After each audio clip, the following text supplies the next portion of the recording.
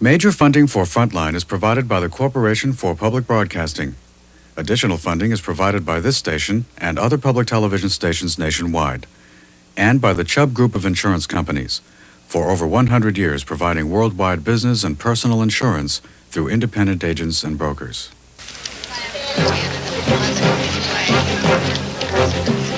We think of them as the enemy.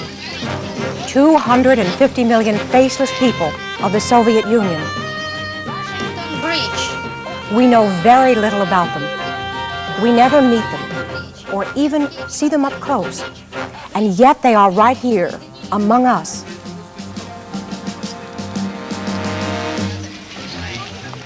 Yes, the Russians are here.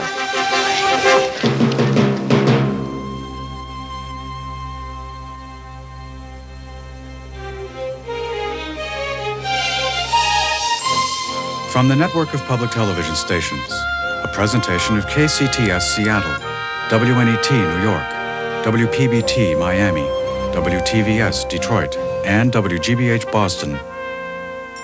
This is Frontline with Jessica Savage. Have you ever thought how wonderful it might be not to have to worry about job security, education, medical attention? Not bad. But would you in turn sacrifice your right to change jobs, the right to choose your education, to move from one place to another at will? Think carefully. The people you will meet in tonight's film did. They are Russians who chose to leave the Soviet Union and settle here in America, united by one desire, a better life, more freedom. They now have lived among us from 1 to 10 years. Those in this film are living in areas of New York and Philadelphia.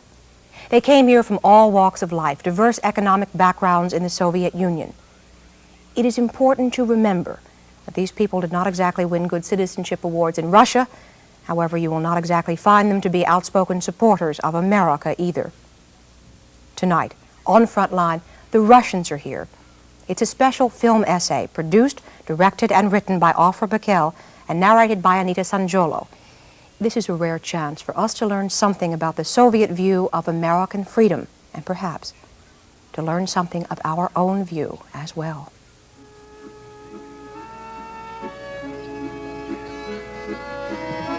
They are pilgrims from a mysterious land.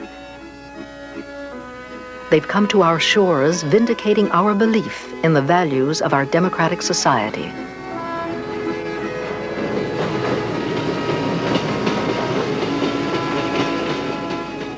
It's a wave of immigration which began in 1971, when the Soviet Union, for reasons which are still not clear, let go of some of its citizens. The official policy allowed Jewish families to reunite in Israel. But the Soviet bureaucracy, unusually lax, let others with no valid claims slip through. Of the 250,000 who left the Soviet Union in the last 10 years, 100,000 now live in the United States. Half of them on the East Coast, where they built their communities with their lifestyle, their language, and their culture.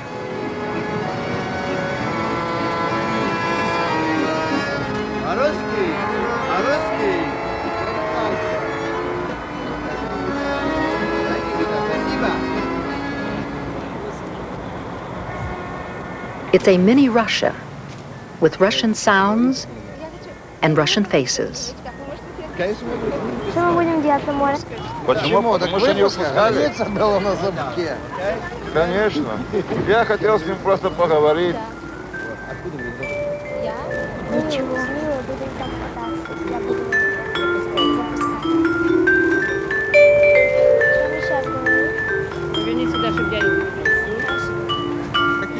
It has its own music, its own games and entertainment, its films, even its film stars.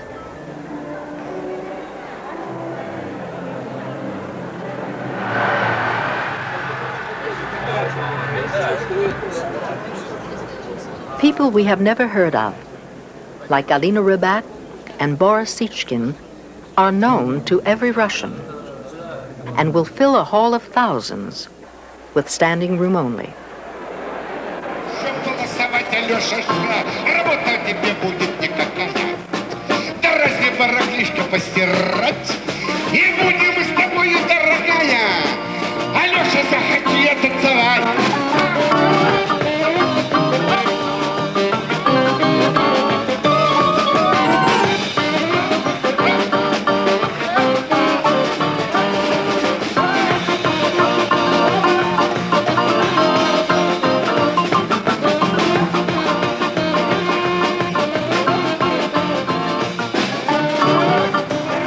Only a few years ago, they were in Russia, living a life of rigid ideology and daily hardships.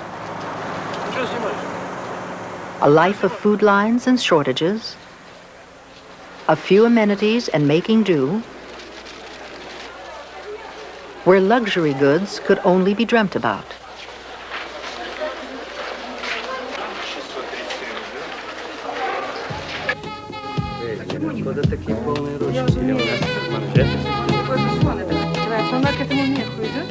Leaving Russia for America, all things seemed within reach. And they found themselves in a world where the clouds were fur-lined and it rained salami.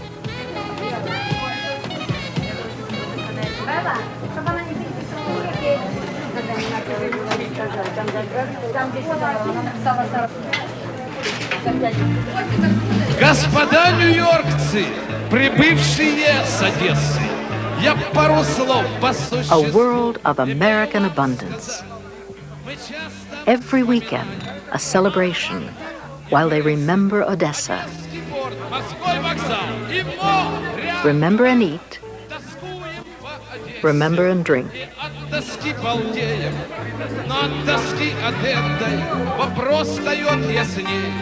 Не может быть Одесса, Одесса без евреев, Одесса не Одесса, без вот таких людей.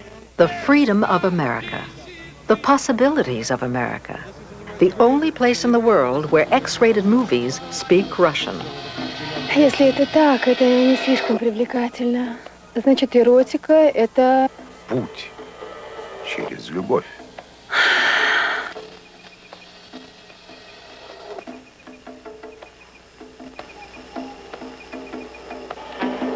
Школа очеловечивания сексуальных актов.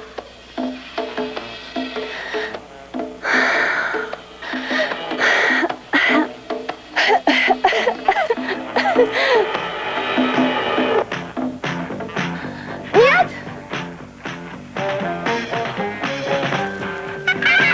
Нет, нет! Нет!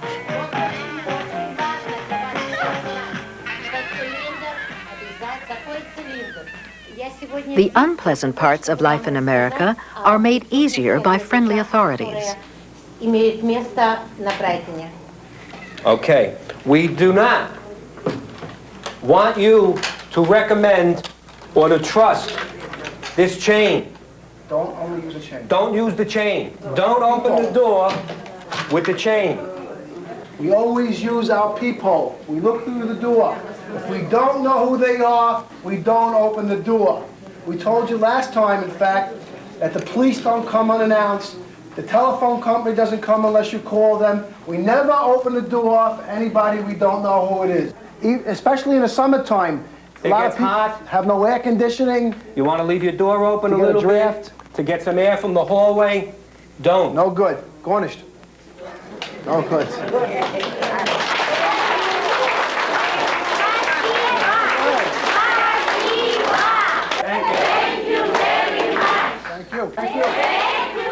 But the relations with the authorities, benign as those are not as close as they seem on the surface. I've noticed with every dealing I've ever had with them that they tend to shy away from us. They're very fearful of us, and they back away from the establishment, and they have nothing to do with the police at all. That's a very bad hang-up from Russia. We know who they are, and the teachers refuse to go to court. I think they have a very hard time understanding or accepting the freedom that is offered in America.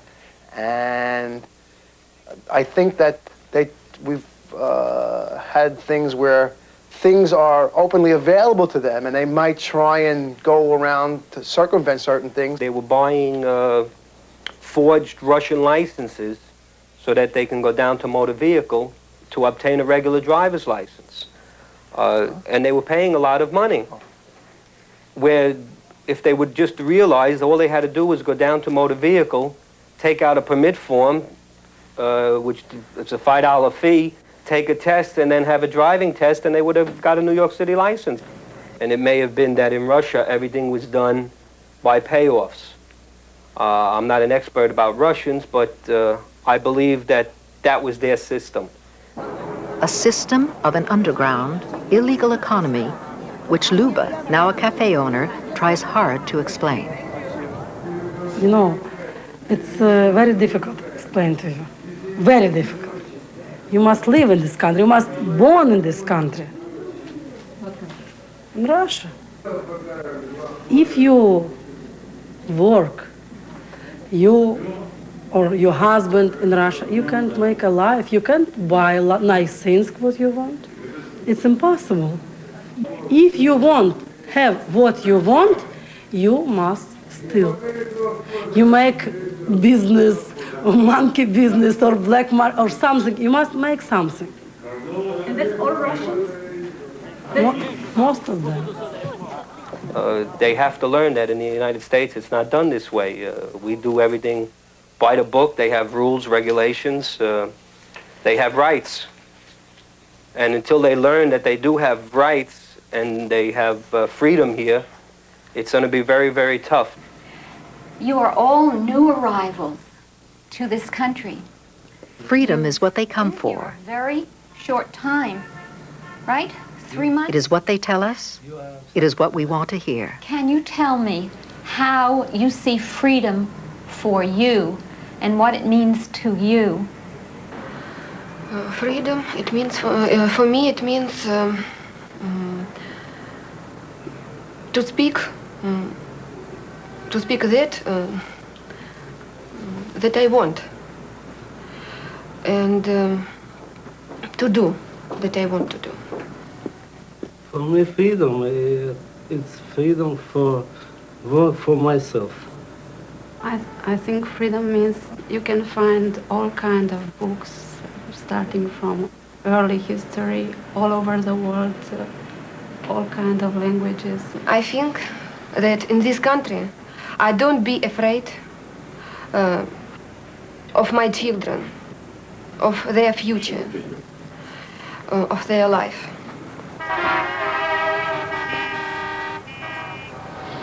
But making one's way in America, it's hard to hold on to the ideals. It's too much. You know, it's too much freedom here. Who is there too much freedom for?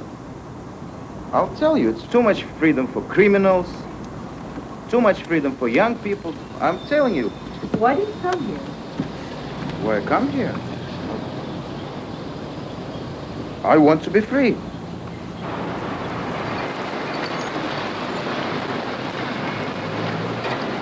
Half of the cab drivers in New York City seem to be Russian.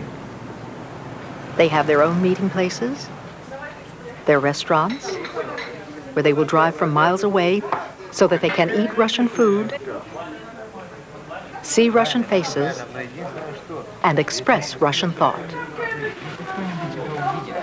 Why did you come here? I want to be free. It depends how do you understand freedom. I'm free. I'm free working 20 hours. I'm free. I'm free to go to friends, but I have no money. You know? What do you mean free? Free. It's all depends what do you think about, how do you understand it. It's a big, it's not easy. All this problem, if somebody tell you, I came, I didn't like regime, I like it here, I don't like it there. Each country has its own problems and good points and bad points. But in keeping the score, Russia seems to get most of the good points, mainly for the vast network of free social services it offers all its citizens. Ironically, Freedom for all in America is something they now frown on. Too much freedom. Over here, too much freedom. Because Too much freedom for you too? not for everybody. For bad people, there's too much freedom. What is this strange notion of freedom? If you will have conversation with Soviet immigrants, everybody will tell about freedom and will answer to you. Definitely, I want to be free. Exactly, I want to be. I came for being freedom. But when you will go farther... Dr. Simkin is a psychiatrist and a Soviet immigrant. This person does not understand what is real freedom, because they never had real freedom.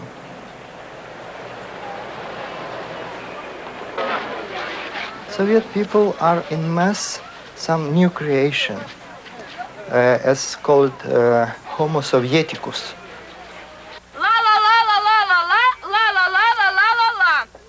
Every child who is born in Soviet Russia is pre-programmed to be the soldier of great, great army, what is Soviet folk now. Будем борцами! С утренней линейки шагом марш!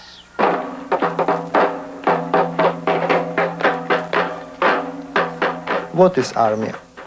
Army is the necessity to obey orders. And every step in life can be programmed by hierarchy of orders.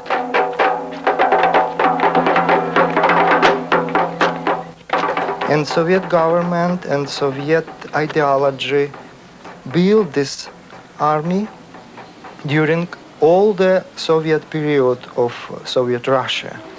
60 years of one party, one truth, one voice. Морской порт. Здесь теперь находятся морские пехотинцы США из так называемых международных сил разъединения. A lifelong indoctrination not only to obey orders, but to obey them willingly. Every individual is made to feel needed by the state. Freedom, they learn, is the individual's understanding of society's needs and the state taking care of the individual's needs. This is the only true free society. Individual freedom leads to chaos, the capitalistic system to a lawless jungle. It is the people who have heard these words every day of their lives, even if they didn't believe them, who are transplanted suddenly to our world. They are bound to feel somewhat frightened and lost.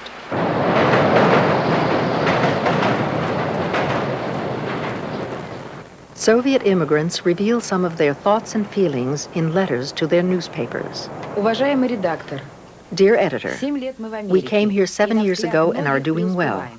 Но в погоне за долларами мы But chasing dollars, we have lost our child. всматриваюсь в лицо моей I look at the face of my daughter and I see a stranger. At 17, she knows all there is to know about sex. Sometimes I don't know where she is or with whom. They call it here privacy. I can think of nothing but my business. I have to make decisions all the time, decisions that may influence my future and the future of other people who depend on me.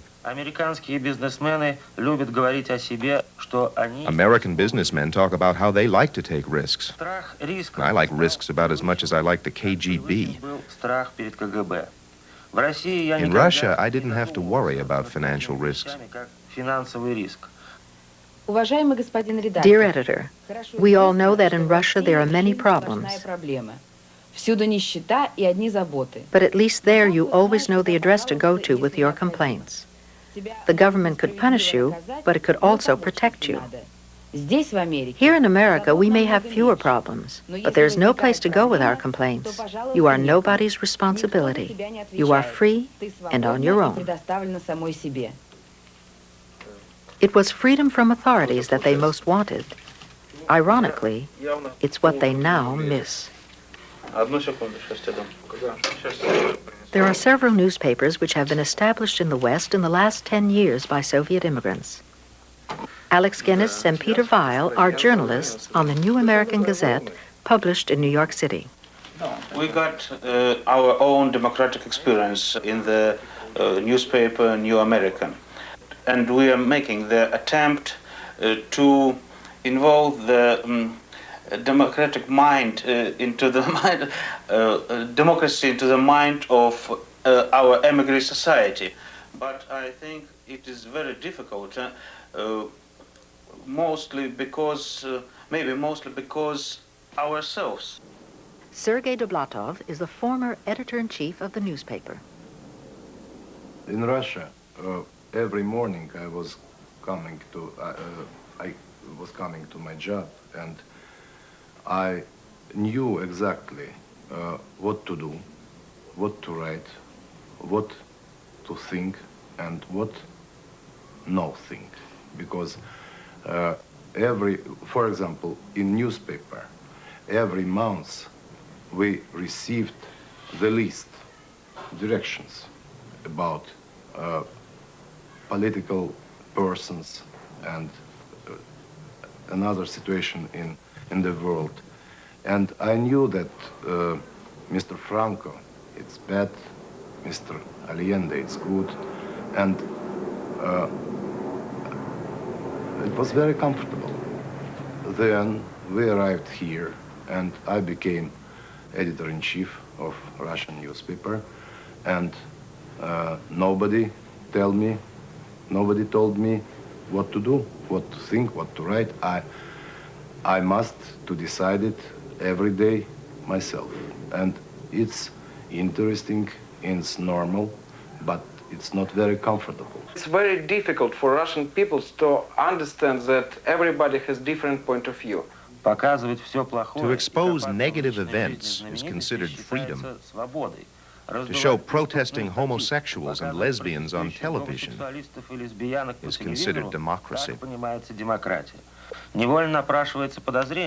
It looks funny, but if somebody doesn't agree with an article in our newspaper, he doesn't try to write the opposite article, but his first wish is to close the newspaper and put all of us into the jail. It's true. It's funny and it's very sad, but it's true. The passage to freedom is not only hard on journalists and opinion makers, it's a bumpy ride for the ordinary man and woman who encounter dozens of small, everyday difficulties for which they have not been prepared. Marina was a museum curator in Leningrad. Like everyone else in Russia, she was employed by the state. Here she became a tour organizer and has her own business. The transition has not been easy. Well, in Russia, it's really secure. Most of the people, when they graduate from colleges, they get their position, and most of them, they hold their position to the end of their days. They don't want to have any changes, even though they're not satisfied. They don't try to discover, to find out if they're satisfied or not, because they believe that this is the only way to live their life. Here in America, you have to get adjusted to a new way of life. If you're not satisfied with your job, go and look for something new, or try to create something new. That happened to me, but it's not easy. Because in Russia, you can live very happy life. You don't have to fight. You don't have to struggle for that. And here is so different. For example, by the end of last year, I felt so great, and I thought that I had the best business. I was making so decent money, and I was looking for a new house, and I was looking for something new and different, and I thought, oh, here is my freedom. And the new year started, and in one day, everything changed. I was not making money at all, and I was thinking what was going to happen if I will spend all of money I have already. Who is going to come and tell me, I have a job for you, come and take it? So from that point, I think it's very difficult. And that is the reason why so many people who came from Russia to America feel so unhappy, even though they have their freedom. So many people in Russia were dreaming of that freedom. They were repeating that word hundreds and hundreds of times, but no one of them really realized what was that. They didn't think that freedom was freedom to go and look for your job, freedom to go and fight for your future, freedom to go and find something for your kids, freedom to go and decide what are you going to do tomorrow. So freedom really becomes very terrifying sometimes, difficult for them, and for some of them it becomes a real tragedy because people don't have that experience to fight for their life every day of their life. Exhausted from the daily struggle, inexperienced in travel and the ways of the free world, most Soviet immigrants are not adventurous. Many stick together and move in guided tours, even in the cities where they now live. Marina's tours are mini courses on the American scene. First, there is the inevitable geography lesson. Так вот, дорогие друзья, друзья мои, с правой стороны, go slow, вы увидите Вашингтон-Бридж, Манхэттен-Бридж, извините, вы увидите Манхэттен-Бридж, Бруклинский и Манхэттенский бриджи соединили Манхэттен с Бруклином, Паури и Пелл, а справа Сан-Джон the Divine. The things to do in America and places to do them in. Вы видите отель Пьер, гигантский отель Плаза на ланче, на бранче, с левой стороны Сакс Фифth Авеню. A short but comprehensive discourse on the most important American institution of all, money. Money. Итак, дорогие друзья, мы с вами находимся на Уолл-стрит. Can you stop a bus for a second? Мы с вами проезжаем крупнейшую и мощнейшую фирму под названием Merrill Lynch, крупнейшие брокеры, таких как фирма Rockefeller, таких как фирма Morgan. Вы видите здание American Exchange. Итак, сейчас, друзья мои... But while Marina educates others, she must constantly continue to educate herself. In America, since I started my business, I don't remember one single day where I would feel happy from the beginning of my day till end. I would probably feel happy for 10 minutes and then I would think, what's going to happen tomorrow? You have to learn how to deal with the competition, and I think competition is the most difficult thing to learn in America. It's very difficult to learn how to fight on legitimate basis because all of us who came to this country, from some point we are very aggressive, I find, and we want to have our business, we want it badly. And when I started my business and a couple months later someone also decided to do the same, my first feeling was to go and kill him. And then I had to learn how to do it indirectly, how to improve my business, how to try to be better, and how to attract people on a different way. So here we have to learn how to have different mentality.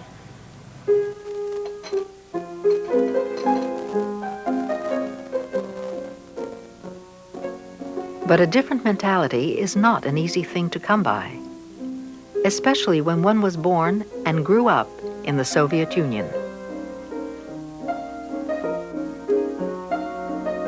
There are only a few lucky ones to whom the new mentality seems to come easily and naturally. Hi, yeah, it's me. Would you take a look for one stock in particular? It's American Exchange Instrument Systems, ISY. Michael Kroll has been in the West for 4 years. Okay, I'll hold on. Hello, здравствуйте. Нет, ничего страшного. When I came to the United States, I didn't have any ideas what I'm gonna do. I had different education. I was studied technology. I didn't finish it. Then I was a soldier in the Russian army for 2 years. Then I studied medicine. In particular, I didn't have any profession. But I have experience in carpentering. So I became a carpenter here. And I built a few things as a carpenter. Once I was hired to build a deck in a country. It was my first big job. I didn't even know how much to charge. Call me back, okay? In the evenings, because I stayed in this house, I saw the gentleman who hired me reading newspaper with these little numbers and asked him what it is. He said it's a stock market report. And I said, what these little numbers mean? He said, it's a prices. And if it's +1, it's +$1. And I said, how come? So if I buy 1,000 shares of this stock, today and tomorrow it's +2 points, it means I made $2,000. He said, yes. And I said, it's very easy way to make money. He said, yes, but if it go down 2 points, then you lose $2,000. So, and I liked the idea. And then I asked him some more questions. And whatever he said was kind of easy for me to understand. And I think I even started to give him some suggestions by the end of this conversation. So I was a carpenter who became interested in the finances. So, and it went out, and it's really something I would like to do professionally. Michael Kroll's office is filled with Soviet immigrants eager to be initiated into the mysteries of American money-making. Mr. Taran, Michael Kroll will see you now.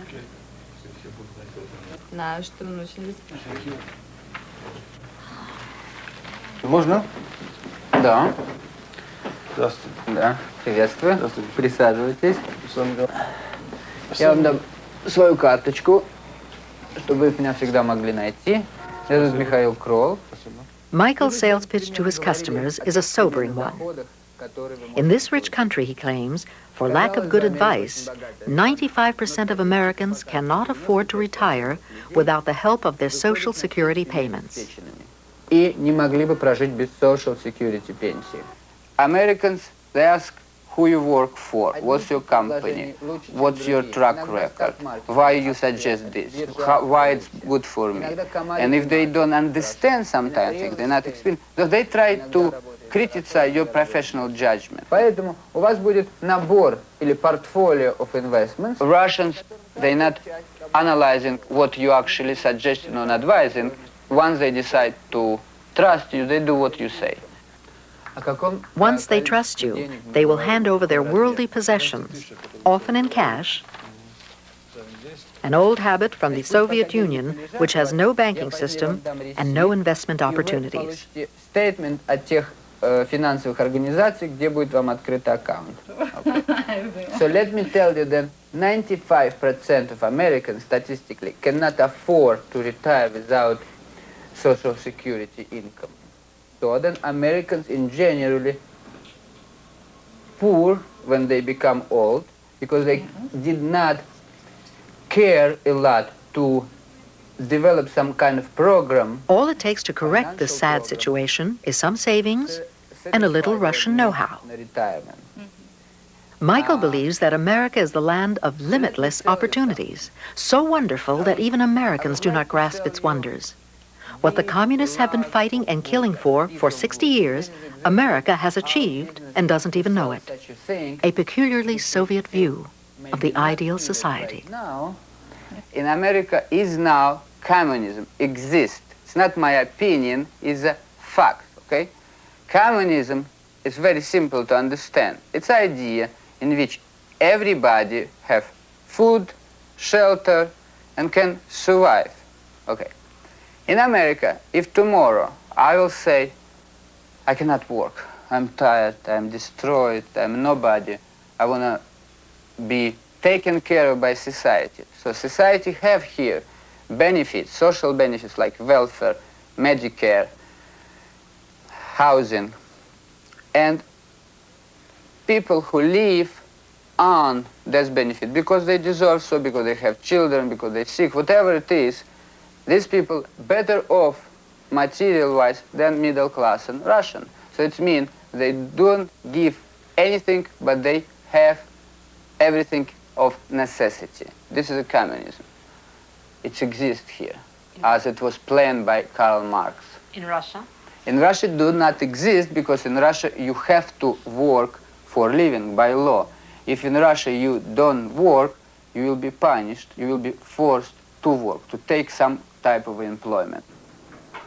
The problem with this easy existence that America seems to offer is that it doesn't provide what the Soviet immigrants crave, social status.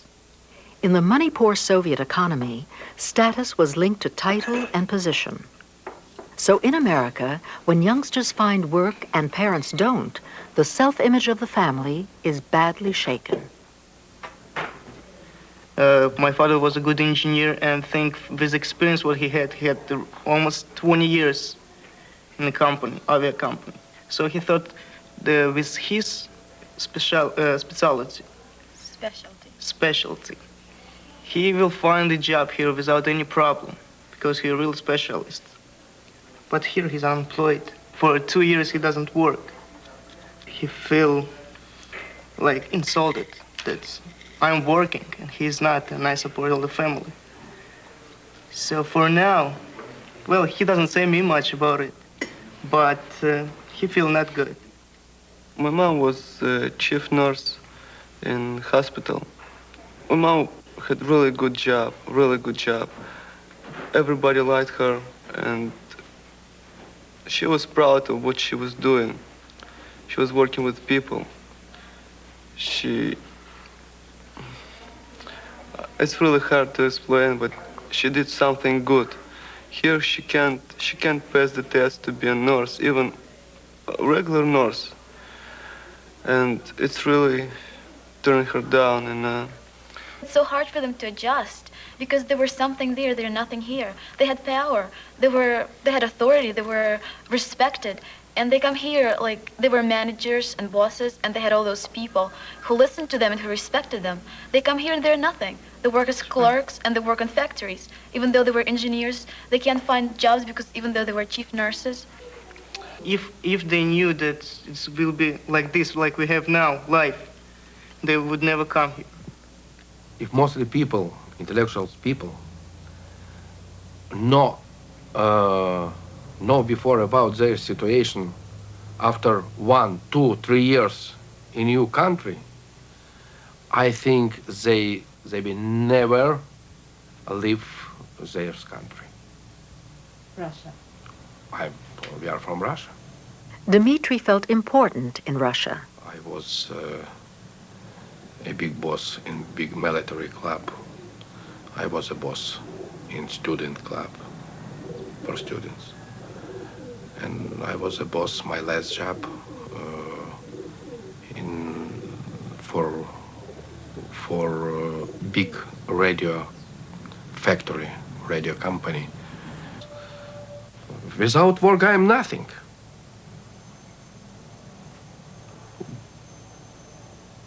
What feeling can have a person?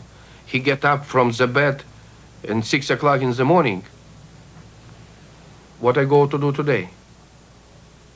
What I go to do at 9 o'clock? What I have to do tomorrow? What will be the day after tomorrow?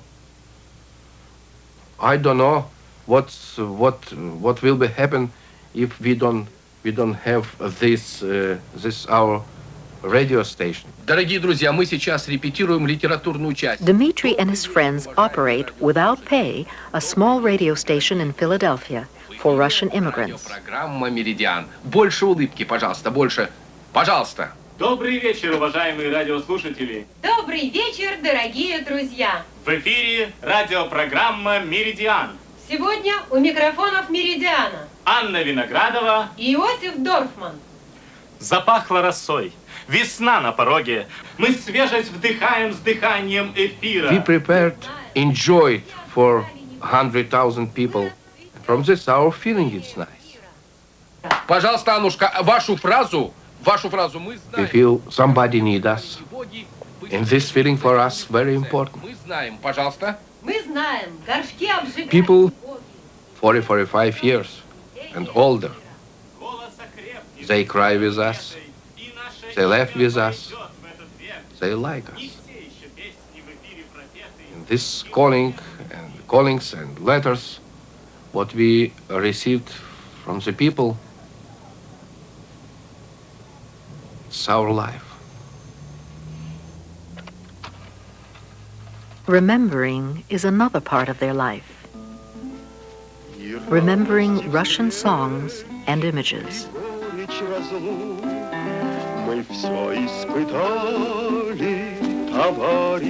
And so they sit and watch the old Russian movies they had brought with them, over and over.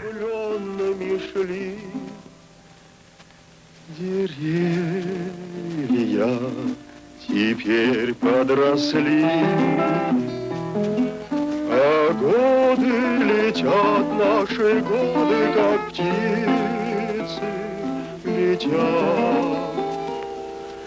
И некогда нам оглянуться назад.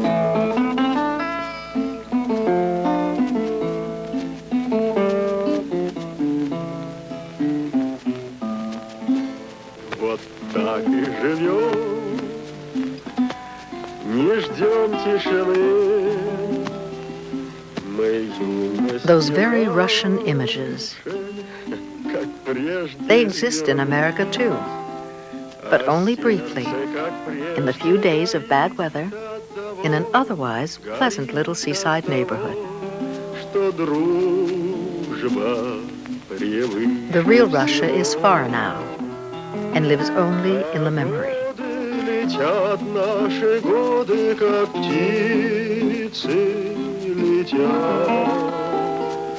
It is not the snows of Russia they miss, but a feeling of human warmth and care that they had there.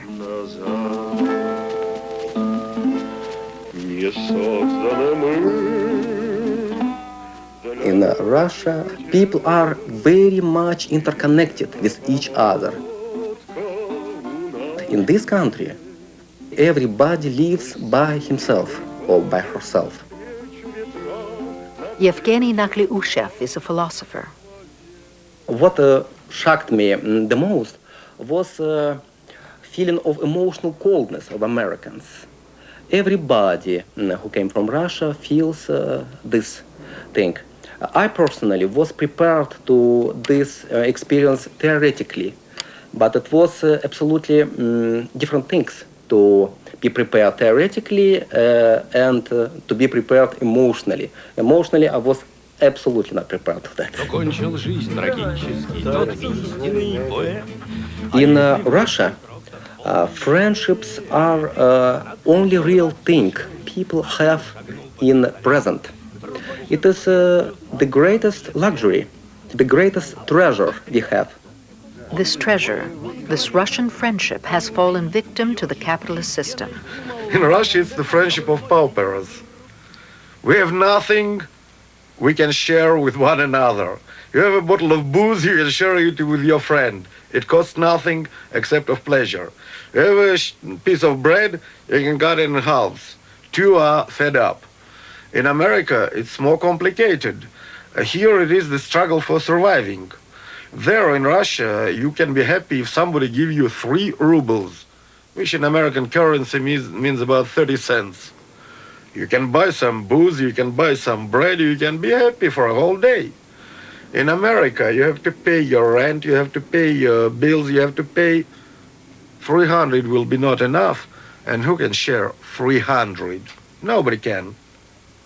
Therefore, friendship here is a little bit more complicated on the Western level. Our friendship is very close to the drinking. Drinking vodka. Because instead of our political activities, we had never political activities. We have very few money, and friendship with vodka was instead of all these things and many others. Our best friend maybe was the Russian government, because Russian system helped us to be together, and vodka is the bridge between the people. And now in America, we have, some of us have friends, all of us have vodka, but don't have Russian government. But the loss, great as it is, may have been worth it. Especially for these people, the artists, the painters, the writers who had come here because they really wanted freedom. Freedom to create, to publish.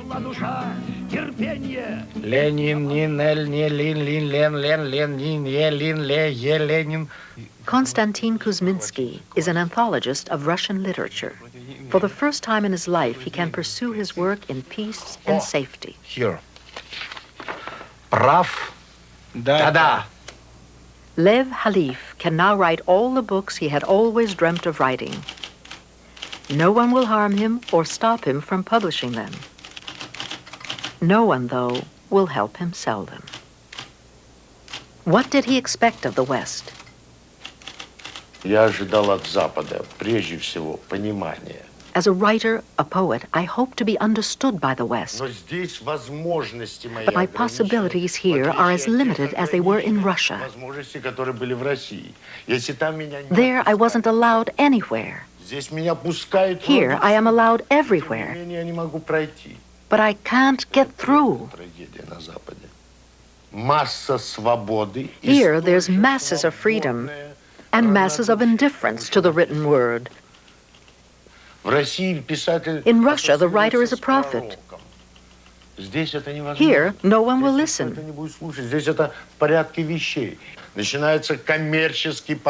There's the commercial approach of publishers. They say that American readers don't need my writing. How do they know that they don't need my writing? We have a great mission to write, to tell about our tragedy. Russian writers, who need Russian writers? They don't need them in Soviet Union, and they're quite satisfied if they have, let's say, 1, 2, 3 is too much to digest for American consciousness. Solzhenitsyn for prose, Brodsky for poetry. Well, that's enough. That's it. And if there come 200 more Russian writers, they cannot digest their own writers in America. Therefore, we are not necessary over here. America is necessary for us. That's another story. America, with its free choice and vast possibilities. And yet, we thought here, where they buy and sell culture, where they create fantastic architecture, invest money in everything, here is the place where we can invest our gift, our talent, our ideas and books. Nothing of the kind. The West is generous in many ways, like distributing food stamps to the newcomers. But it will not grant them the one thing they crave, recognition. What a cult we created in Russia of the West. What an incredible cult. Чем выше стена, тем нам больше хотелось взглянуть на Запад, не только уехать, Боже мой. The higher the wall, the more you wanted to look over it. Более тщательнее слышали, что же там происходит. The more inaccessible, the more bitter was the thought that we may never see the West. Горечь осознания, что мы никогда не увидим этот Запад. Боже, какой же культ. God, what a cult we had created of the West.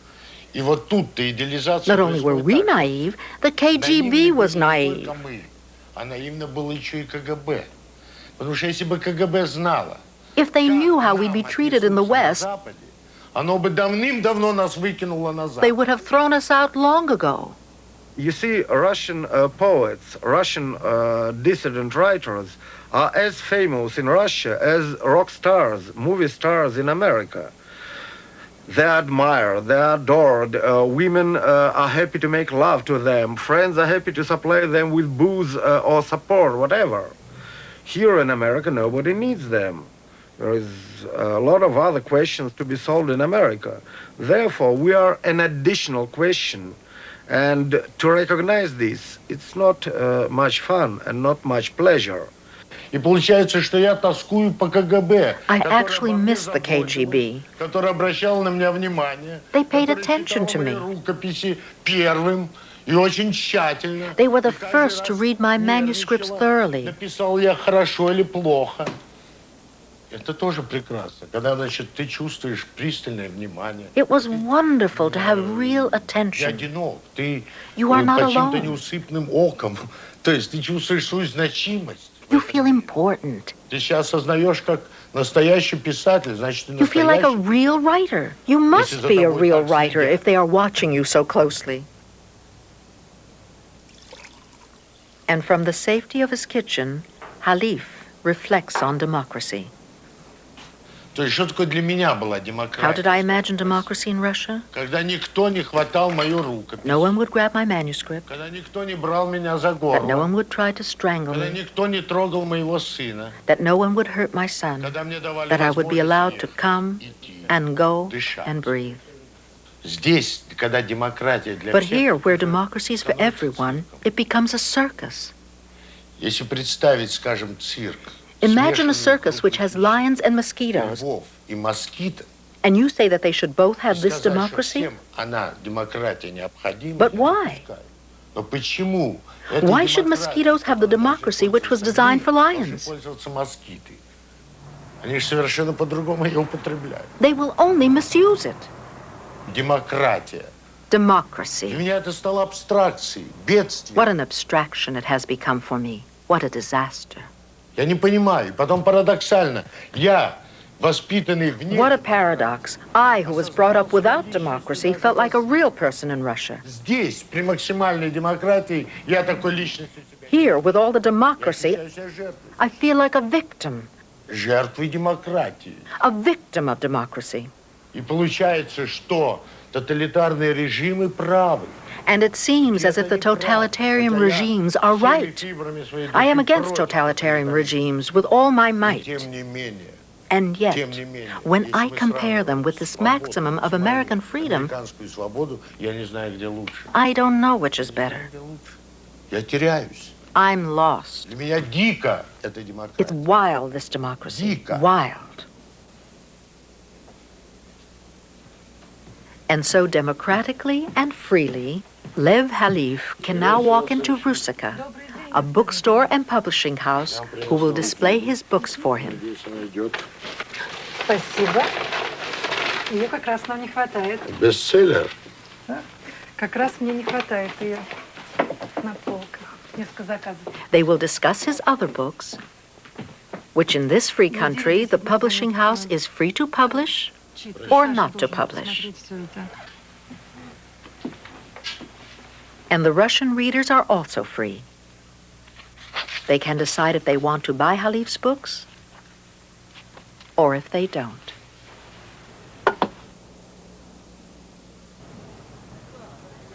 They are all free now.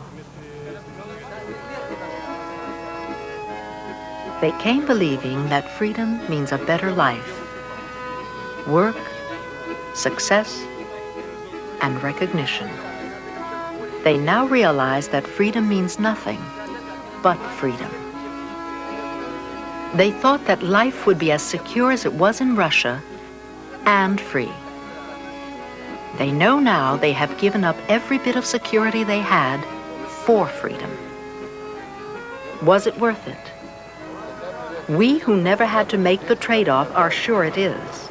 Many of those who have made it wonder. Rights, responsibility, freedom do not mean to them what they mean to us. They never will. They are children of another system, a system which they dislike, but which made them what they are. So now they're here. People from another world, trying to cope as best they can with alien dreams and difficult ideas. Was it worth it? Who can tell? The price of admission is high. All we can do is make them feel welcome at the party. Мои цыганочки, оба! Эх, вы мои смугляночки, эх, мои галочки, где же вы теперь? Люблю вас. Americans, they don't like us, but at least they don't exterminate us. You see? That is the basic question. They allow us to be, and not to be. They allow us to be. Подлинные дочери полей, оба!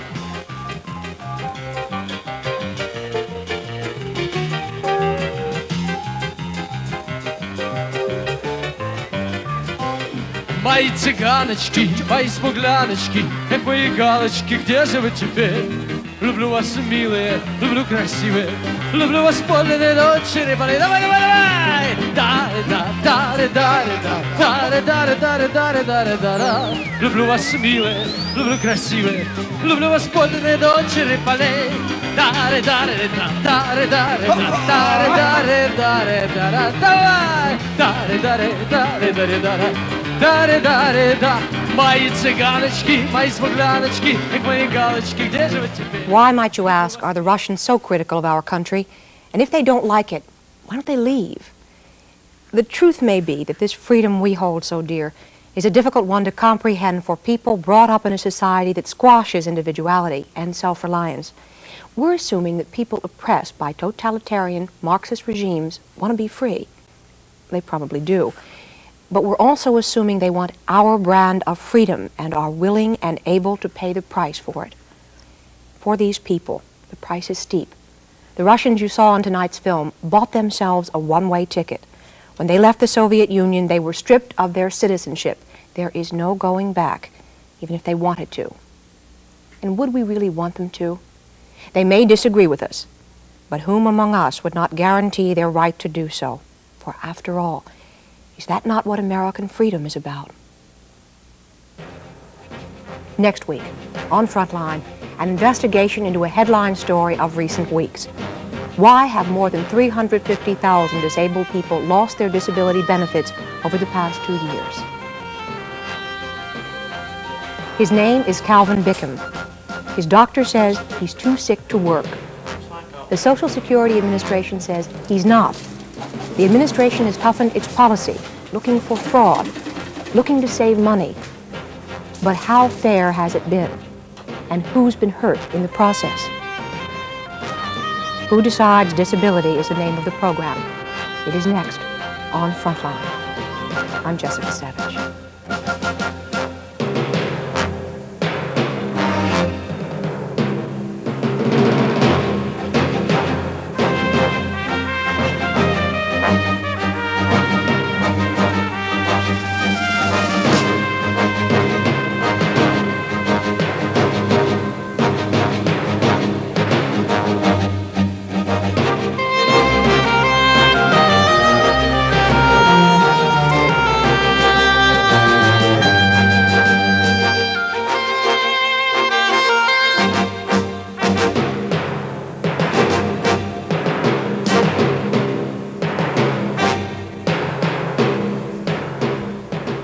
For a transcript of this program, please send $4 to Frontline, Box 322, Boston, Massachusetts, 02134. Frontline is produced for the Documentary Consortium by WGBH Boston, which is solely responsible for its content. Major funding for Frontline was provided by the Corporation for Public Broadcasting. Additional funding was provided by this station and other public television stations nationwide, and by the Chubb Group of Insurance Companies, for over 100 years providing worldwide business and personal insurance through independent agents and brokers. For video cassette information about Frontline, write to PBS Video, Box 8092, Washington, D.C., 20024.